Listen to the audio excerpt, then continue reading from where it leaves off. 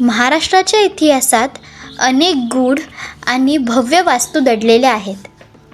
त्यापैकीच एक म्हणजे विंचुरकर राजवाडा. मराठा पराक्रम, समृद्धी आणि संस्कृती यांचे प्रतीक. या राजवाड्याच्या भिंतींमध्ये अनेक कहाण्या दडलेल्या आहेत. या सफारीत आपण या वैभवशाली वास्तूचा ऐतिहासिक आणि सांस्कृतिक वारसा उलगडणार आहोत.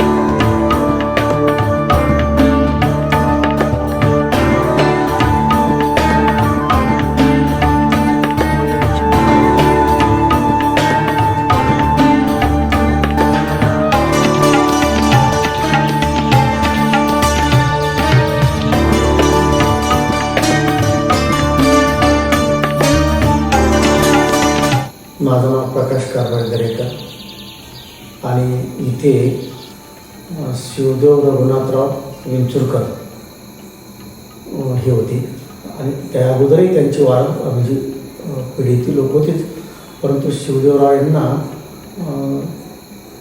3 राण्या असाव्या. त्यामध्ये एक गिरजाबाई म्हणून शेवटच्या होत्या. गिरजाबाई गिरजाबाई विंचुरकरांच्या त्या 3 राण्यांना 3 मुली होत्या. एक जान्हवीबाई, दुसरी सरोजनीबाई आणि तिसऱ्या गिरजाबाईंची मुलगी कुसुम, अशा 3 होत्या. तर त्यापैकी कुसुमताई ह्या लवकरच वारल्या. वयाच्या काहीतरी 14, 15, 16 वर्षाच्या असताना वारल्या.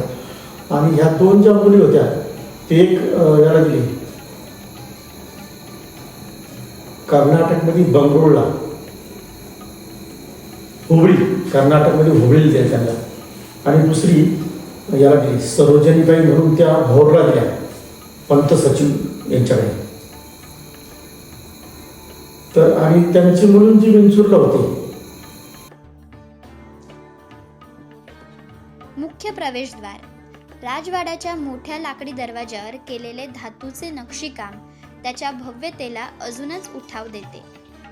दरबार हॉल हे राजवाड्यातील ऐतिहासिक सभागृह असून येथे राजकीय, प्रशासनिक आणि सामाजिक चर्चा घडवून आणल्या जातात. गुप्त मार्ग आणि सुरक्षा व्यवस्था. राजवाड्याच्या तळघरातील गुप्त मार्ग आणि सुरक्षा व्यवस्था शत्रूपासून संरक्षणासाठी अत्यंत प्रभावी होती. चित्रकला आणि भिंतीवरील नक्षीकाम, तत्कालीन कलाकारांनी साकारलेली भिंतीचित्रे आणि लाकडी कोरीवकाम राजवाड्याच्या सौंदर्यात भर घालतात. रंगीत काचांची खिडकी. भिंतीवरील नक्षीकाम आणि रंगीत काचांची खिडकी यामुळे राजवाड्यात नैसर्गिक प्रकाशाचे सुंदर खेळ दिसून येतात.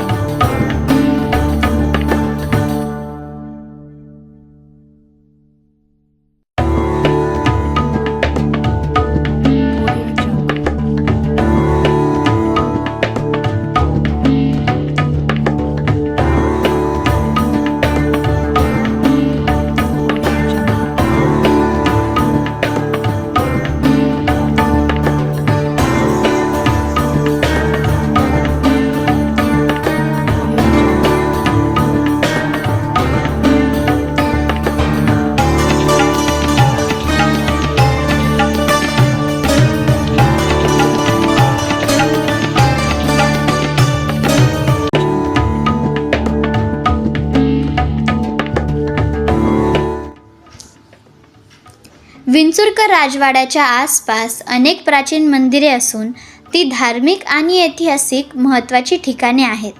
शंकर मंदिर 17व्या शतकातील वैशिष्ट्यपूर्ण मंदिर जेथे दररोज भाविक येतात. हनुमान मंदिर, मराठा योद्ध्यांचे प्रेरणास्थान. आजही येथे मोठ्या प्रमाणात भक्तगण येतात. स्थानिक धार्मिक परंपरा, वर्षभरात साजरा होणारे उत्सव आणि त्यांचे ऐतिहासिक महत्त्व.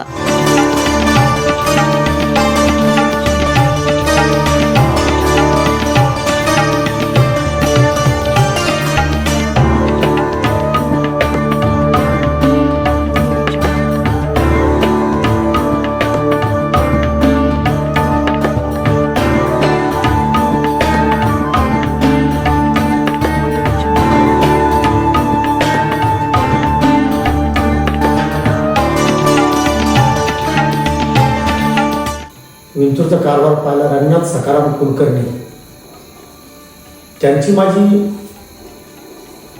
अशी ओळख होतो. आता बरीच चांगलीच ओळख झाली आणि त्यांच्या मार्फत मग मलाही वाटलं की आपण हा वाडा त्यांना विकायचा असं त्यांनी मला सांगितलं आणि तेव्हापासून मला ती घेण्याची इच्छा झाली आणि मग रंगनाथ सखाराम कुलकर्णी यांच्या मार्फत मी तो त्या मालकांशी संपर्क साधून त्यांच्याबरोबर जाऊन आणि त्यांच्याकडून हा वाडा. हा राजवाडा महाराष्ट्राच्या सांस्कृतिक वारशाचा एक भाग म्हणून ओळखला जातो. वारसा संवर्धनासाठी प्रशासन आणि स्थानिक नागरिक एकत्र येऊन प्रयत्न करतात. विंचूरकर राजवाडा हा केवळ भूतकाळाचा एक भाग नाही, तर तो आपल्या संस्कृतीचा जिवंत वारसा आहे. ऐतिहासिक वारसा जपण्यासाठी आपल्याला भूतकाळातील वास्तुकला, कला, परंपरा आणि संस्कृती यांचे संवर्धन करणे आवश्यक आहे. भव्य दरवाजांवरील कोरीव काम, भिंतीवरील नक्षीकाम, रंगीत काचांच्या खिडक्या आणि भिंतीचित्रे ही केवळ शोभेची चिन्हे नसून आपल्या संस्कृतीचा अमूल्य ठेवा आहेत. राजवाड्यांचे दरबार हॉल, गुप्त मार्ग आणि सुरक्षा व्यवस्था हे इतिहासाच्या पाऊलखुणा आहेत, ज्या पुढील पिढ्यांसाठी जतन करणे गरजेचे आहे.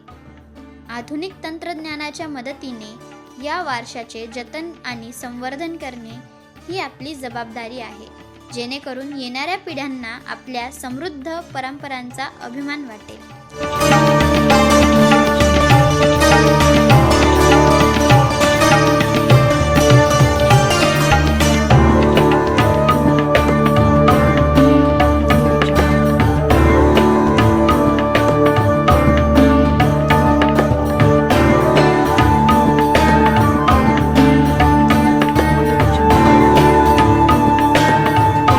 पंत सचिव, भोरचे पंत सचिव चिंतामणराव सदाशिव पंत सचिव यांच्याकडून आणि हैदराबादचे राजा राजवंत राजबहादूर यांच्याकडून या दोघांकडून हा खरेदी घेतला. त्यानंतर मग वाडा आमच्याकडे हा आला. तर या वाड्याची आणखी एक काही इथे अशी काही आहे की इथे म्हणजे पाण्याची काही योजना, गावात लोकांना पाणी पिण्यासाठी.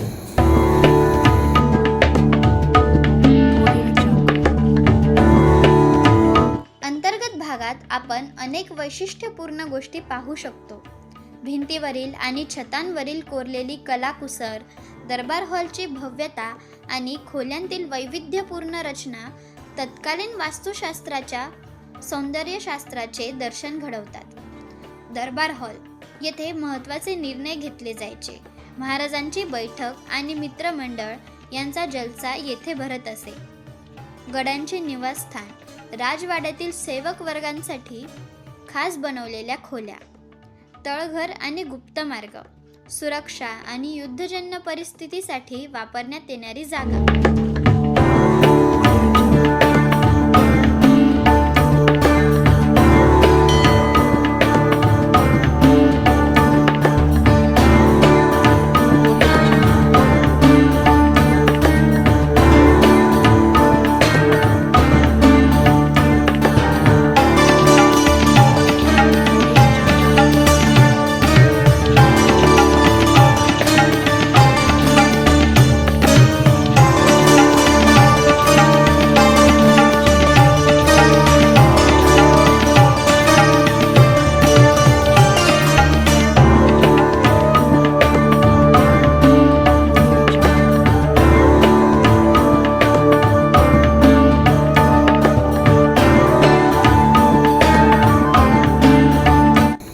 पूर्वीच्या काळात या वाड्यातल्या ज्यांची कोणाची मुलगी दिलेली होती या घरामध्ये, तिच्या वडिलांनी मुलीला विचारल्यावर तिनं सांगितलं की बा माझ्या गावात स्त्रियांना पाण्याची खूप वणवण आहे, तर म्हणून पाण्याची सोय केली तर बरं होईल.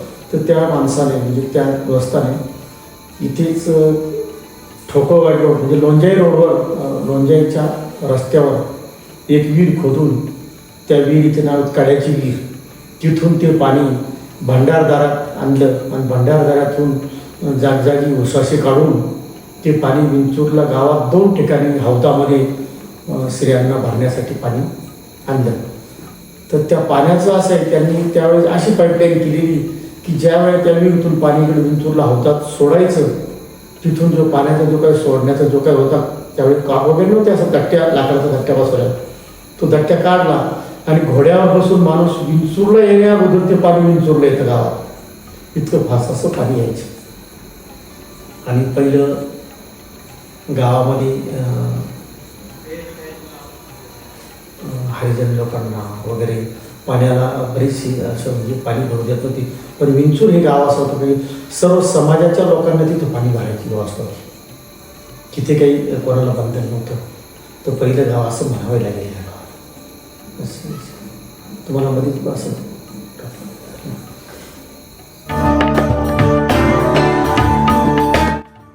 महाराष्ट्राच्या समृद्ध इतिहासात अनेक थोर व्यक्ती, भव्य राजवाडे आणि महान परंपरा सामावलेल्या आहेत. याच इतिहासाचा एक अविभाज्य भाग म्हणजे विंचुरकर राजवाडा. हा राजवाडा केवळ भव्य वास्तू नाही, तर मराठा साम्राज्याच्या वैभवशाली वारशाची साक्ष देणारा एक अमूल्य ठेवा आहे. त्याचा स्थापत्यशास्त्रीय अभ्यास केला असता आपल्याला यामध्ये मराठा, राजस्थानी आणि पारंपरिक भारतीय वास्तुशैलीचे मिश्रण दिसून येते.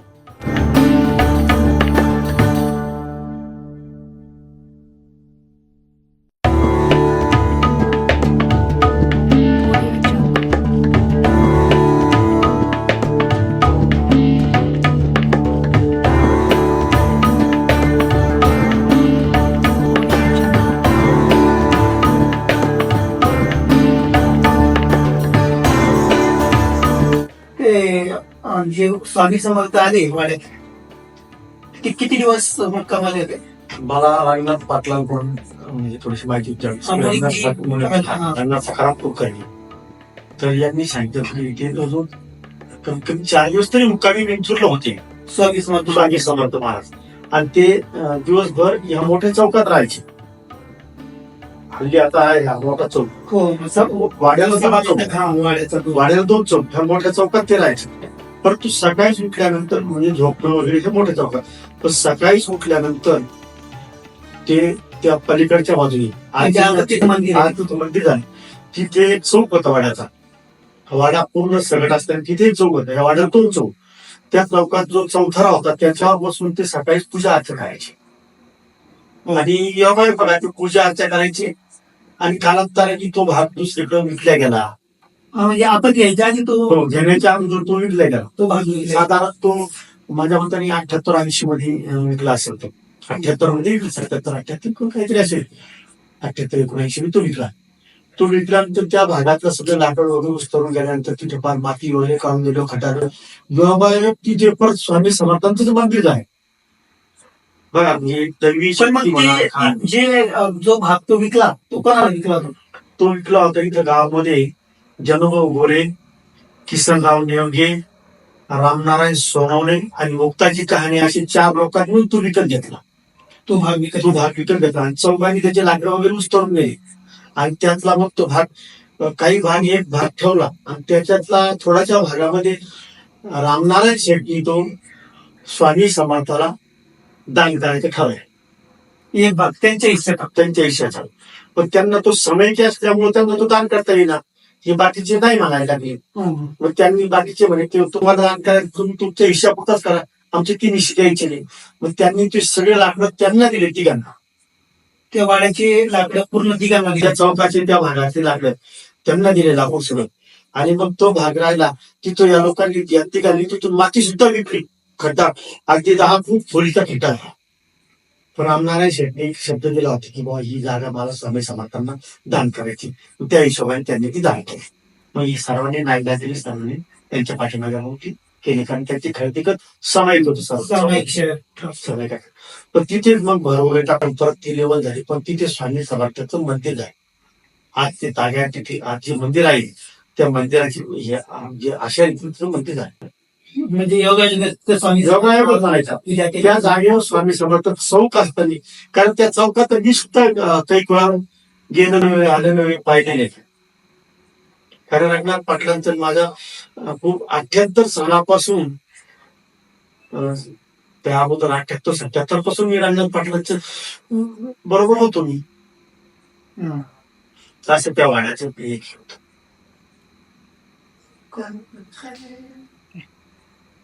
धन्यवाद म्हणा. धन्यवाद. धन्यवाद. हात जोडून दोघांनी. धन्यवाद. मागे इकडे इथे कॅमेऱ्यात बघा. धन्यवाद. थँक्यू. अजून काही आहे का? नाही.